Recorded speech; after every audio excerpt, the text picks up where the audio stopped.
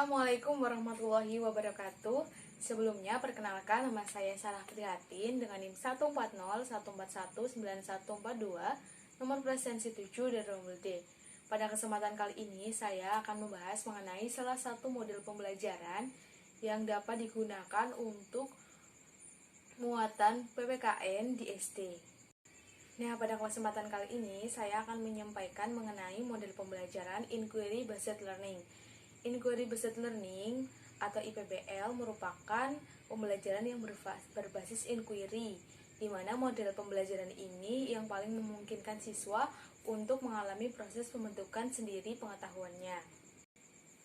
Nah, inquiry ini juga berarti suatu rangkaian kegiatan belajar yang melibatkan secara maksimal seluruh kemampuan siswa untuk mencari dan menyelidiki secara sistematis, kritis, logis, analitis, sehingga mereka dapat merumuskan sendiri penemuannya dengan penuh pada keterlibatan siswa secara maksimal dalam kegiatan belajar, mengembangkan sikap percaya diri pada siswa tentang apa yang ditemukan dalam proses inquiry itu sendiri.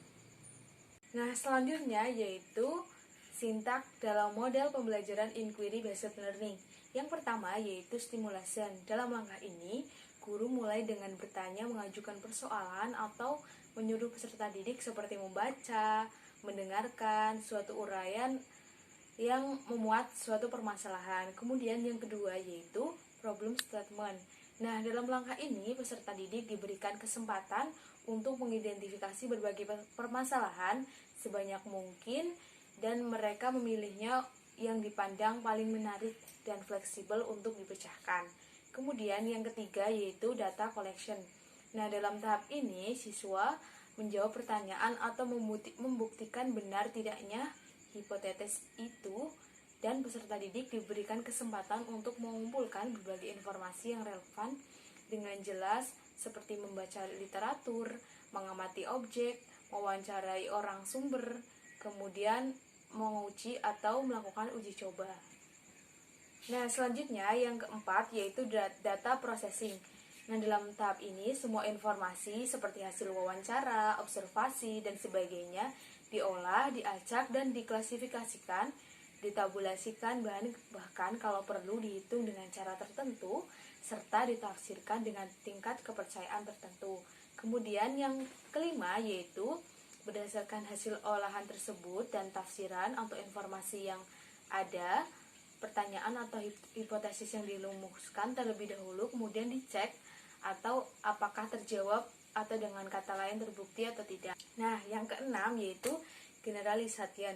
Nah, tahap selanjutnya berdasarkan hasil verifikasi tadi, siswa belajar menarik kesimpulan dari hasil yang ditemukan.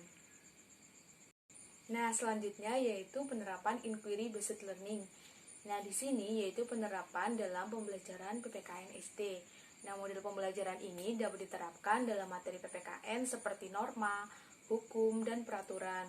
Kemudian, dalam penerapannya, guru juga dapat memberikan stimulasi kepada peserta didik sesuai dengan sintak dalam model IPBL. Nah, dalam model pembelajaran yang dipilih juga terdapat kelebihan dan juga kekurangan yang mengiringinya.